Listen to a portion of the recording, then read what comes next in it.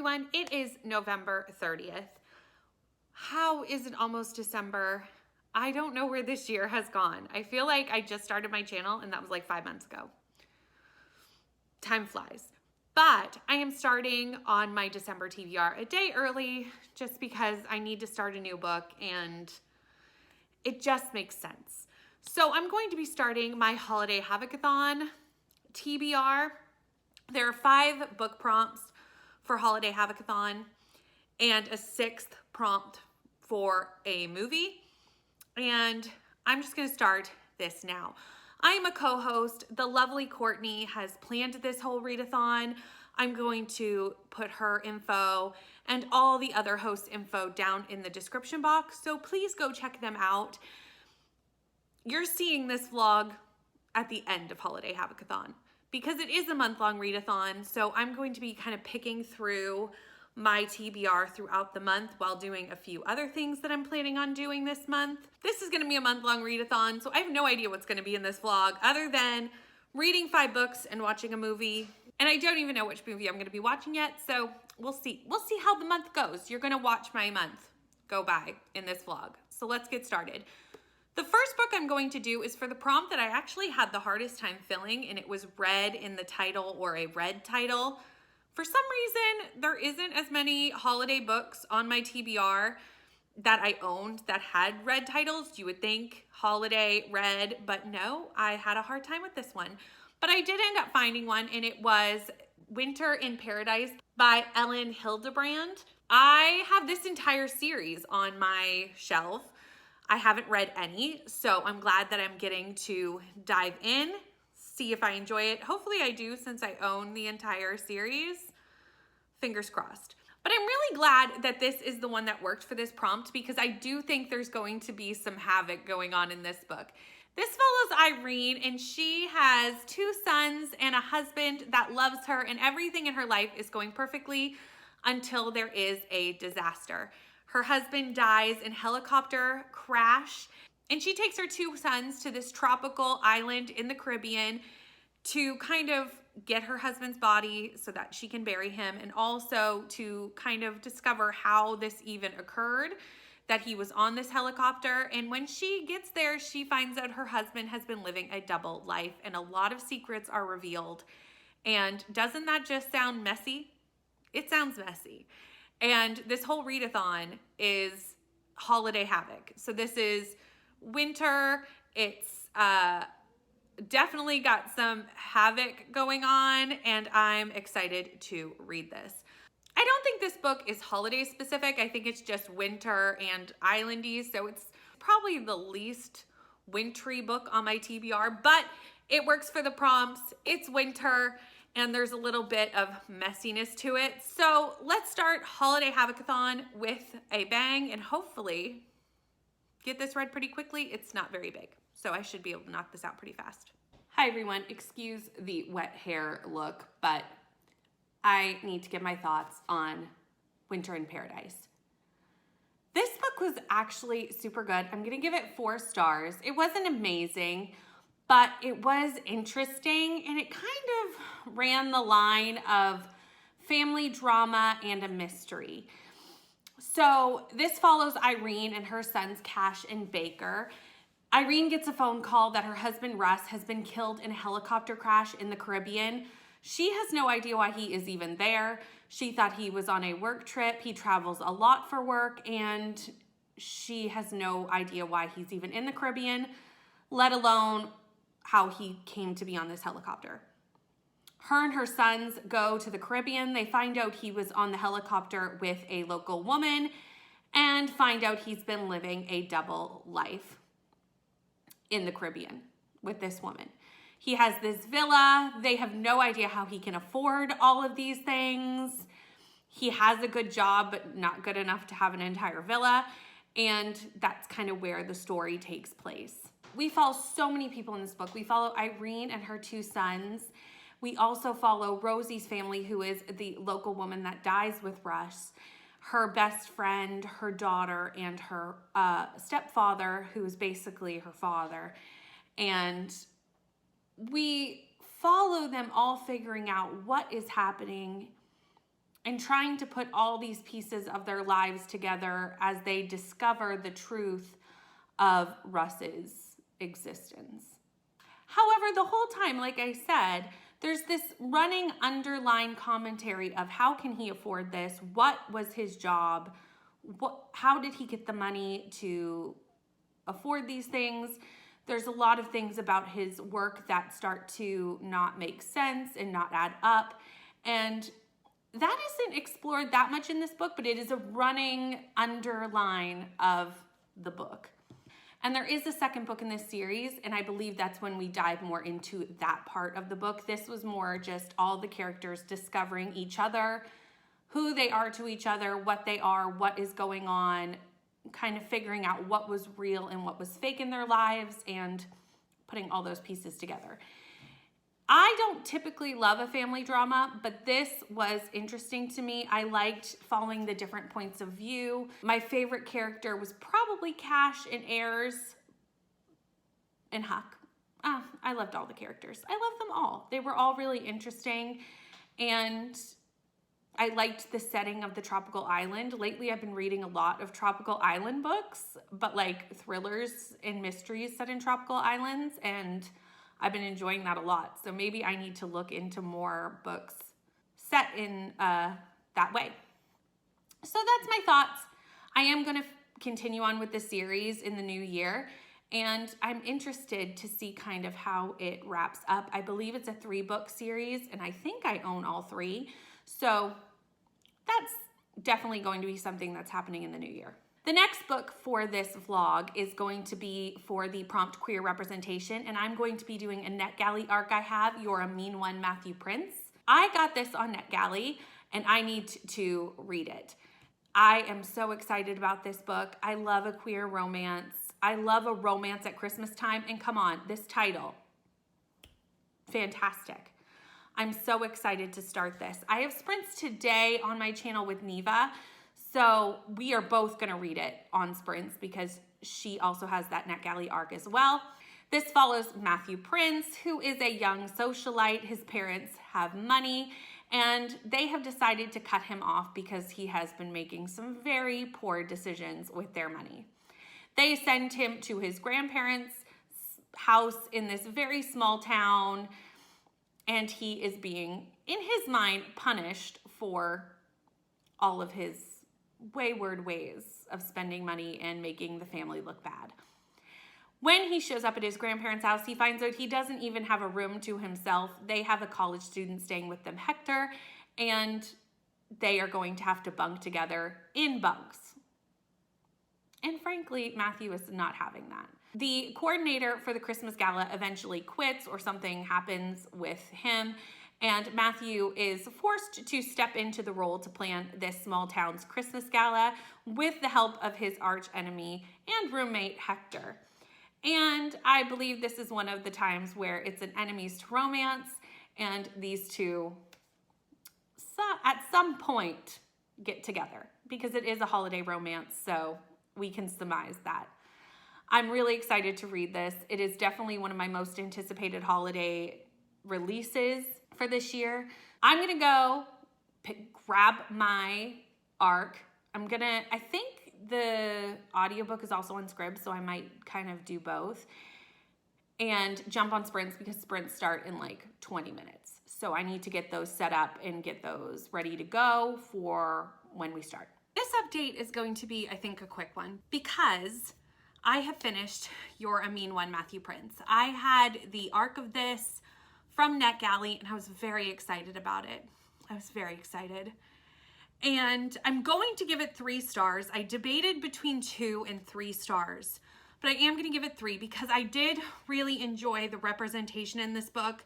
I love that it was a queer romance. There was anxiety rep in this, which was good-ish. I did find that it kind of made it seem to me that Matthew got over his anxiety very quickly, and my experience of generalized anxiety disorder is not like that, but that's my experience, and I don't want to say that's not the experience of some people. So I did think that I liked seeing the anxiety rep in this. I liked seeing that it was a queer romance, and I enjoyed those parts of it. So that's why I'm going to give it 3 stars. The reason it's only getting 3 stars though was the writing style. I did not like the writing style. Mostly the excessive use of the word dude. No word of a lie. Dude was used multiple times per page, almost on every page that Hector was on, who is our love interest for Matthew Prince. And he says it so much. Like probably 80 to 100 times in this book, the word dude is said. And because of the over excessiveness of the word dude, I just kept getting irritated anytime Hector was in a scene because it was just irritating me and it was getting on my nerves. So it made me have a hard time really caring about Hector, and he is the love interest in this book. I need to care about Hector, but Hector drove me crazy. It was a completely writing style thing, and I just didn't jive with it. For me, it just didn't jive. It just got on my nerves. It got on my nerves. It was so much. And I buddy read this with Neva, and I was like, Neva, do you find that they're saying dude a lot? And she was like, it's so much. And I'm like, okay, good. It's not just me who thinks this is excessive. So that is my only, that's my thoughts on You're a Mean One, Matthew Prince, that I loved the representation and the writing style just wasn't for me. So I'm just going to put that out of my mind and move on to the next book in this vlog. And the next book and the next prompt that I'm going to be doing is a book by a BIPOC author. And I have decided to read Mary Inkmas by Talia Hibbert. So excited to read my very first Talia Hibbert. I know I haven't read the Brown Sisters. Don't come for me. I will. I promise. I will read it eventually. I don't read a lot of contemporary romance, although lately that's all I want with the holiday season is contemporary romance. And I'm wondering if because I'm enjoying all these holiday contemporary romances I've been reading, if my love and wanting to read contemporary romance will continue into the new year. It might. Maybe this is a new year, new me. Next year, the year of contemporary romance. It could happen. I'm okay with it. Sounds good to me. So again, Mary Inkmas. This is teeny tiny. It's like 160 pages. It is small. I'm gonna knock this out really fast. This follows Bailey and Cash. Bailey works at a coffee shop and Cash keeps coming in to see her. She calls him the hot coffee guy, and basically she gets fired from this coffee shop. She needs a job. She starts to freak out, and Cash offers her the receptionist job at his tattoo studio, and romance clearly spins forth. I'm here for it. I'm excited to read it. This is not going to take long. I'm loving all these small books on my TBR. I normally have chunky books. I'm loving the small book life. Gots to say, absolutely loving the small book life. Hi, I have finished Mary Inkmas by Talia Hibbert. This is a super small book, so it did not take long to complete. This follows both Cash Evans and Bailey Cooper. Bailey loses her job at the coffee shop and Cash is there. He's been coming in for a couple of months to see Bailey, and he witnesses her get fired. So he offers her a job as the receptionist at his tattoo studio. He has been coming in to see her for months. She calls him the hot coffee guy.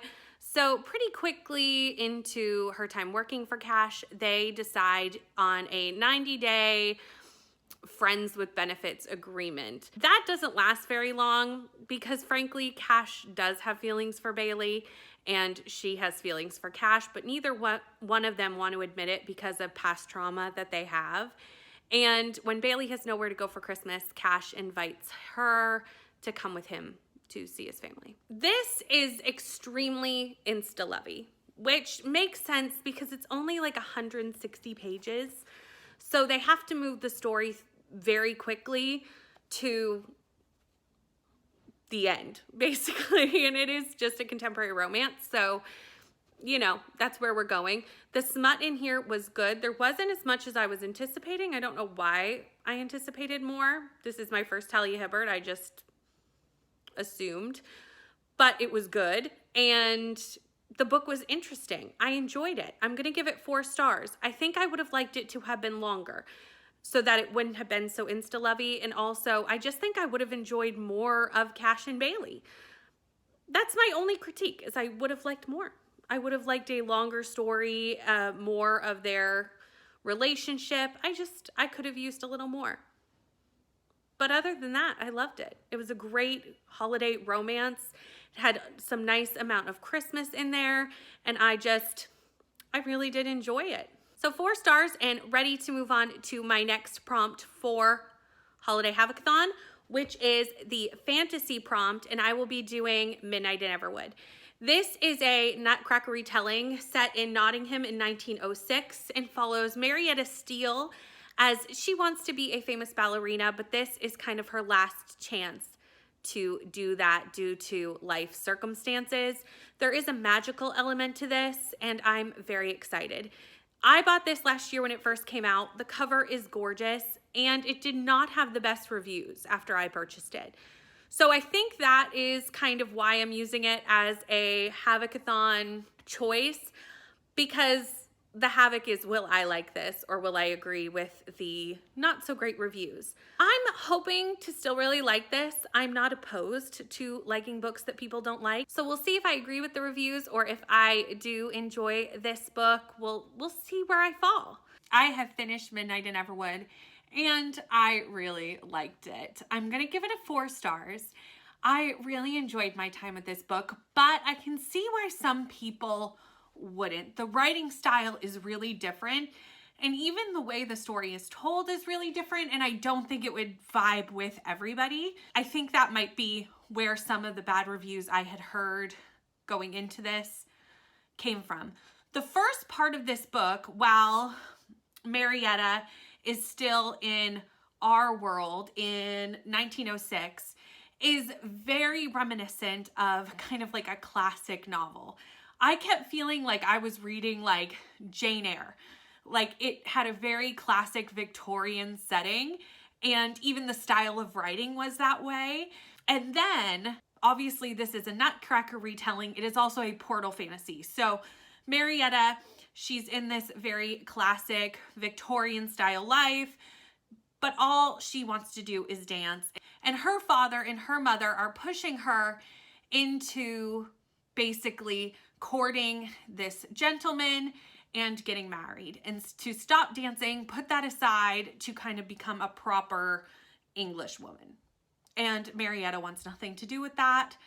The man that they want her to marry, she thinks is very sinister, and eventually she hides in a clock to get away from this man. This becomes a portal to another world, and basically this magical world of Everwood.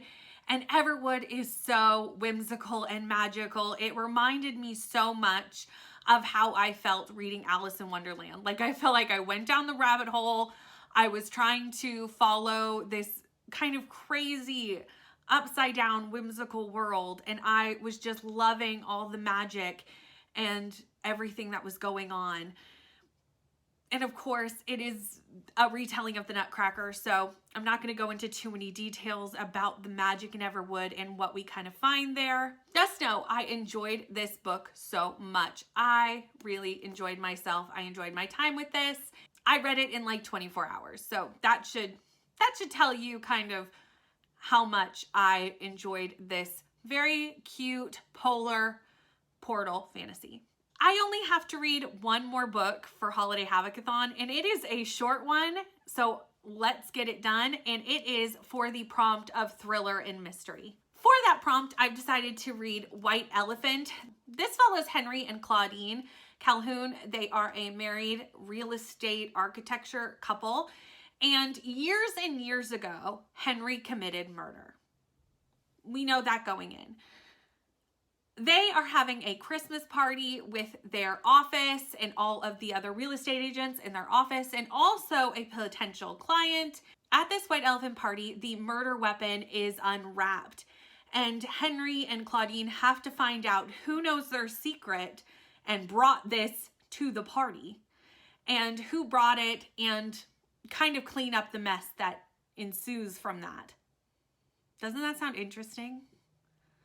This is very short. It is only about 220 pages, and I think the chapters are going to be quite short. I have sprints today, so I'm hoping to kind of just knock it out on sprints. And if not, I probably won't finish the whole thing on sprints, but if I can get a good portion of it done and then finish after sprints, that would be perfect. That's the goal. And then I'm done Holiday Havocathon like a week early. I have officially finished my Holiday Havocathon TBR. I'm so glad that I got all these books read. I was a little nervous to do all 5 books before Christmas, but I have done it. With the completion of White Elephant, I do not have much to say about this thriller. I'm going to give it 3 stars. It was interesting as I was reading it. I don't think I will remember much of it in like a week, but I had a good time reading it while I was reading it. The characters were kind of annoying. That was my only issue. I didn't really care about Henry and Claudine. I didn't really care that they were murderers. And I think you really did need to care to like this thriller, and I just didn't. My favorite character was Zara. She is a pop star, a famous pop star who comes to this White Elephant party. Claudine's trying to sell her a house because Claudine and Henry are an architect and real estate agent who have a company together. As I said before, they've committed this murder years ago, and the murder weapon is unwrapped at the White Elephant party. Zara is there because, like I said, Claudine's trying to sell her this house, and she is definitely by far the best character in this book. She loves true crime, and she's just really interesting. Other than being a great character, she doesn't really bring anything to the story. So it was more just to have a good character, but I feel like it would have been better if maybe one of our more main characters was the more interesting character. Who knows? Like I said, I had a good time with it. Would I ever reread it? No. Will I probably remember what this is about in like a month? No. So that's why it's going to get 3 stars. It was good, and I read it, and it's done. And that is the end of this Holiday Havocathon vlog. Thank you so much, Courtney, for planning this readathon. It has been such a fun month of sprints and reading. And thank you to all the co-hosts. I'm going to link everybody down below who co-hosted, and obviously Courtney for running this. I have had an amazing month co-hosting this readathon with everybody. This is my last holiday themed vlog before the end of the year. So I have a question for everyone who's made it this far. What is your favorite holiday read this holiday season? Please like, comment, and subscribe, and I'll see you on the next one. Bye.